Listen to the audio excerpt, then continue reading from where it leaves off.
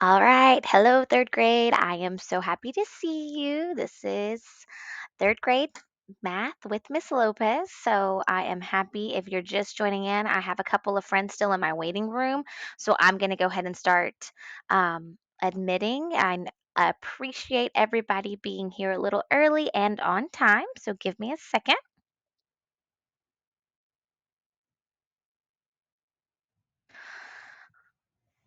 All right. Give you another 30 seconds to join, get yourself situated. Let's do a quick little daily check in. Type in the chat box where you are on the dog scale today. We have 1 through 9. Tell me how you are feeling today. We have had quite a whirlwind of weather here lately. So maybe that affects how you're doing today. Let me know. Oh, cute.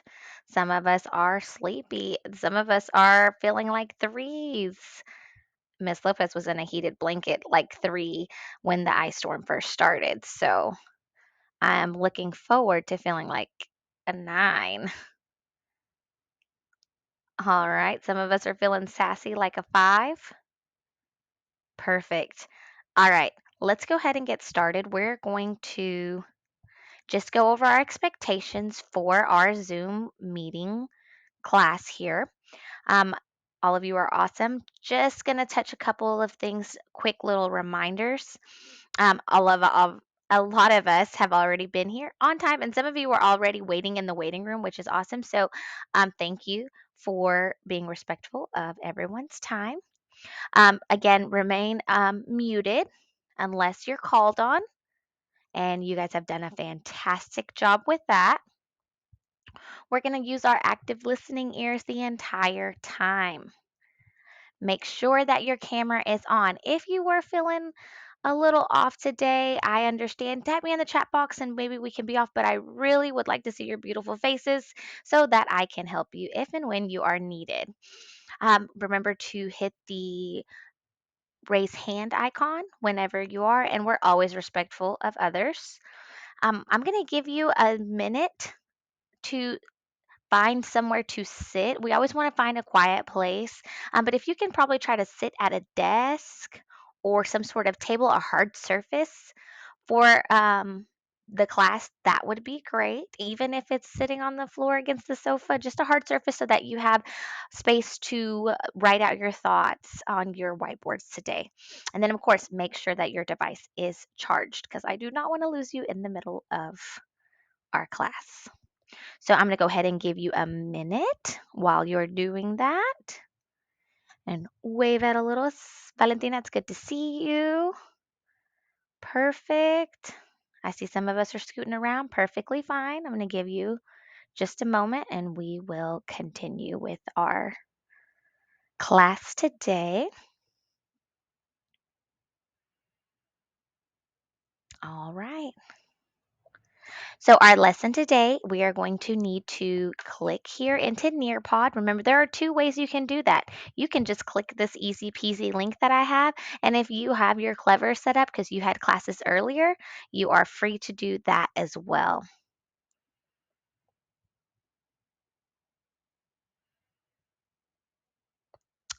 Alrighty, mathematicians, we are working on finding the unknown numbers in fact families. And we are really just building on our knowledge that we have of fact families and multiplication and division.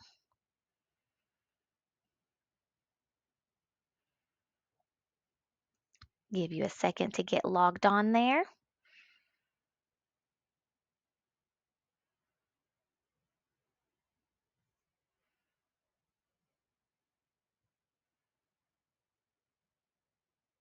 All right, so here we are in our Nearpod. Let's go over our learning objectives. What we are trying to do today is we are going to be able to assess your knowledge, your mathematician brains on being able to find the unknown whole number in a multiplication or division equation relating three whole numbers.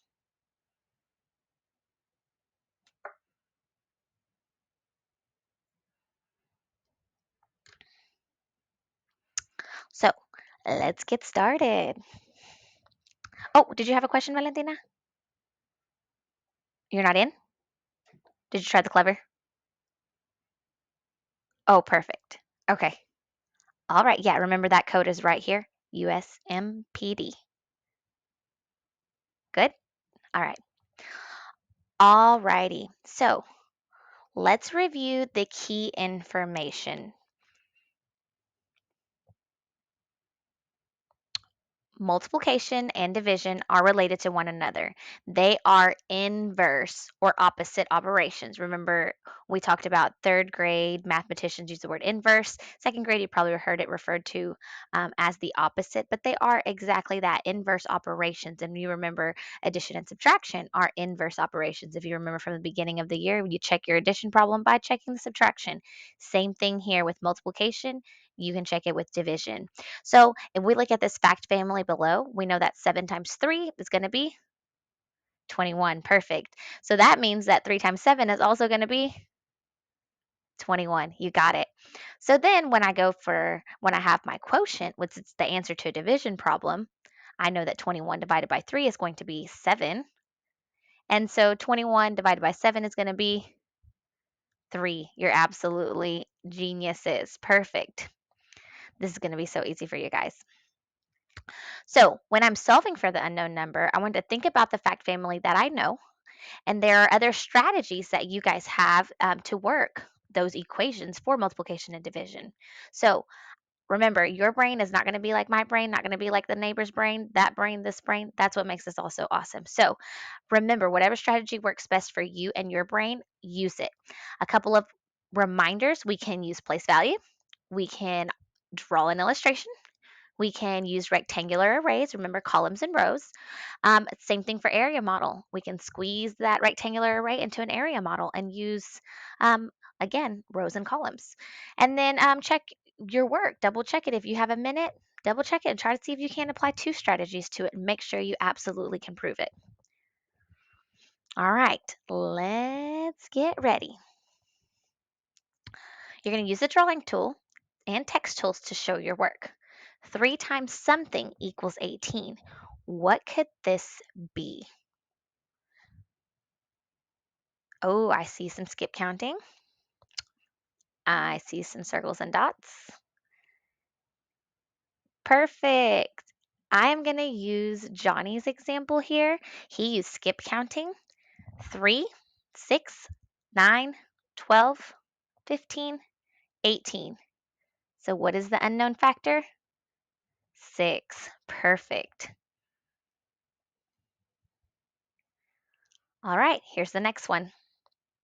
Something times 5 equals 35.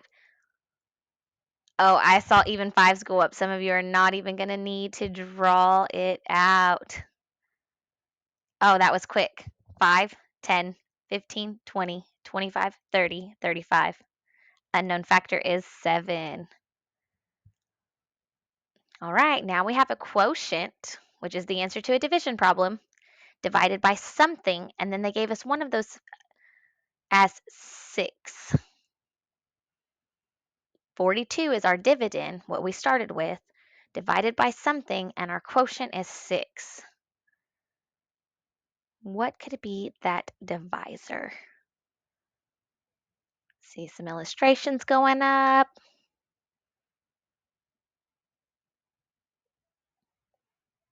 Perfect. All right, Paul. Oh, not 6. You're really close though. Recount your groupings. I see your strategies are kind of close. Recount those columns because I think you have the correct strategy. I think you might have miscounted. Yes, you got it. 7. Good job, bud. All right. We don't have the dividend here. We have the divisor and the quotient. Perfect. 18. All right. Let's take a little bit of time to write. What strategies do you use when you're solving for an unknown number? Works best for you and your brain? Remember to try and use complete sentences, capital letters, and punctuation.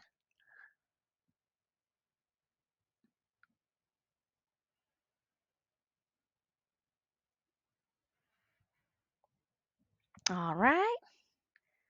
Okay, I see some skip counting. I see pictures.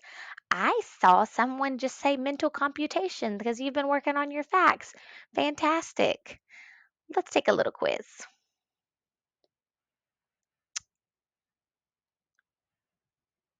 The product is 24. The factor is 6. What is the unknown factor?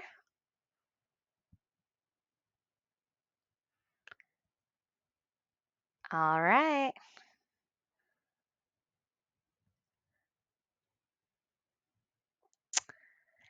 You guys have done awesome. We have one little extension activity I'm excited to share with you. I know you're going to have fun with it. It is going to be, sorry, I already showed it to you. In this extension, you come up with a fact family problem and load it into the Flipgrid. You can solve um, three of them or respond to three of them for bonus points. All you do is click here. It's going to lead you there. I'm going to go ahead and share mine with you, and then you can solve that as one of your three if you would like.